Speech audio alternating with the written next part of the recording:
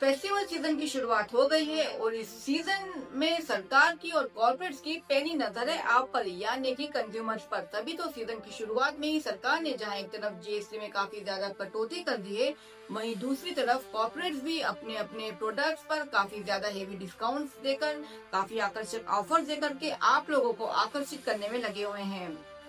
चाहे वो automobile sector हो, चाहे टेक्सटाइल हो या फिर हो इलेक्ट्रॉनिक आइटम, सर सारे ही प्रोडक्ट्स पर भारी डिस्काउंट है या फिर आकर्षक ऑफरों की भीड़ है।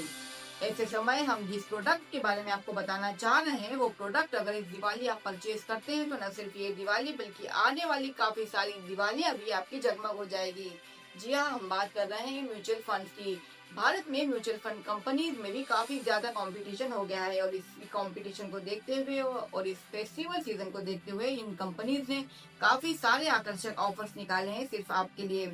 इनमें सबसे ज्यादा जो आकर्षक ऑफर है वो है एग्जिट लोड में भारी कमी।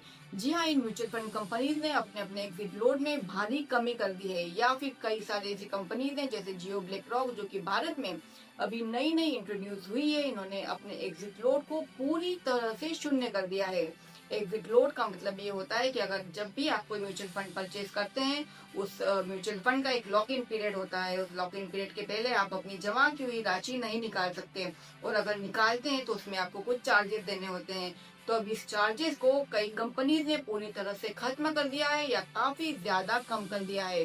तो अगर इस दिवाली आप करना चाहते हैं स्मार्ट परचेसिंग या लॉन्ग टर्म के लिए इन्वेस्टमेंट, तो ये खबर है आपके लिए।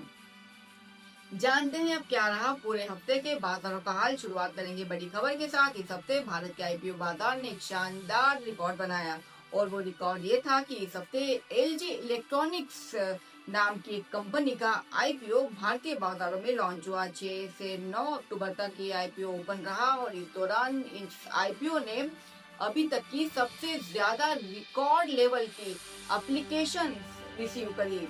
इन एप्लीकेशन के साथ जो अमाउंट आया वो आया 4,40,000 करोड़ से ज्यादा का। सोचिए, जिस आईपीओ ने 4,40,000 करोड़ का आईपीओ के जरिए ही जुटा लिए, तो वो आईपीओ कितना ज्यादा धमाकेदार होगा। अगर भारतीय कंपनियों की मार्केट कैपिटलाइजेशन के बारे में बात करें तो 10 से 12 कंपनियां ही ऐसी होगी जिनकी मार्केट कैपिटलाइजेशन 4,40,000 करोड़ से ज्यादा की होगी। तो सोचिए, अगर आईपीओ की जो एंट्री है वो इतनी धमाकेदार है तो आईपीओ की लिस्टिंग कितनी ज्यादा धमाकेदार होगी। आपने भी इस आईपीओ में अप्लाई किया है या नहीं, इसका जवाब हमें कमेंट सेक्शन में कमेंट करके जरूर दें।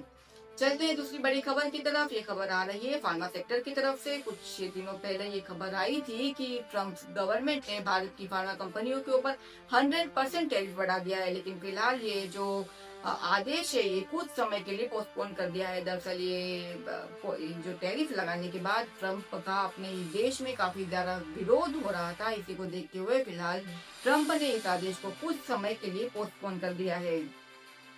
जानते हैं क्या रहा पूरे हफ्ते के बाजारों का हाल। इस हफ्ते बाजारों में शानदार हरियाली दिखाई दी। पिछले हफ्ते के मुकाबले इस हफ्ते बाजार करीब 1.5% तक चढ़ करके बंद हुए। हफ्ते के अंतिम दिन जहां सेंसेक्स 150 से ज्यादा अंक उछल करके बंद हुआ, वहीं निफ्टी ने भी 100 अंकों से ज्यादा की छलांग लगाई। सबसे ज्यादा जो स्टार परफॉर्मर सेक्टर रहा वो रहा फार्मा सेक्टर, जिसके पीछे की बड़ी वजह ट्रम्प का 100% टैरिफ हटाना रही। और इस हफ्ते का जो हीरो रहा वो रहा सिप्ला, जो पिछले हफ्ते के मुकाबले इस हफ्ते करीब 4% तक चढ़ करके बंद हुआ। हालांकि मेटल सेक्टर और आईटी सेक्टर की अच्छी खासी बढ़त पर बंद हुए। इस हफ्ते काफी कम सेक्टर ऐसे रहे जो कि लाल निशान में बंद होते हुए नजर आए। इस हफ्ते का जो सबसे ज्यादा फिसड्डी सेक्टर रहा वो रहा ऑटोमोबाइल सेक्टर के स्टॉक्स। चलते हैं करेंसी बाजारों की ओर। करेंसी बाजारों में इस हफ्ते रुपए का गिरना थोड़ा सा हल्का फुल्का सा थमता हुआ नजर आया। 88.70 के आसपास की इस हफ्ते की क्लोजिंग रही। जानते हैं कमोडिटी बाजारों के हाल। कमोडिटी बाजारों में जहां फेस्टिवल की है धूमधाम, वहीं सोने और चांदी हुए बेलगाम। जी हाँ, सोना जहां 1.25 लाख के करीब करीब पहुंचता हुआ नजर आया, वहीं चांदी ने भी भारतीय बाजारों में 1.5 लाख का आंकड़ा टच कर लिया।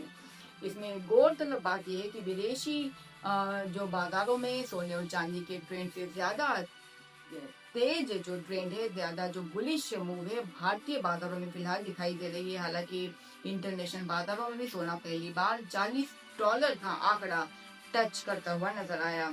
फिलहाल भारतीय बाजारों में चांदी की फिजिकल लेवल पर थोड़ी सी कमी देखी जा रही है। इसी को देखते हुए सरकार ने चांदी के ईटीएफ में ट्रेडिंग फिलहाल बंद कर दी है। कुछ समय के लिए इसको पोस्टपोन कर दिया है। ये थे इस हफ्ते के बाजारों के हाल। बाकी की खबरों के लिए जुड़े रहिए टाइम्स मीडिया से। मिलेंगे अगले हफ्ते। नमस्कार।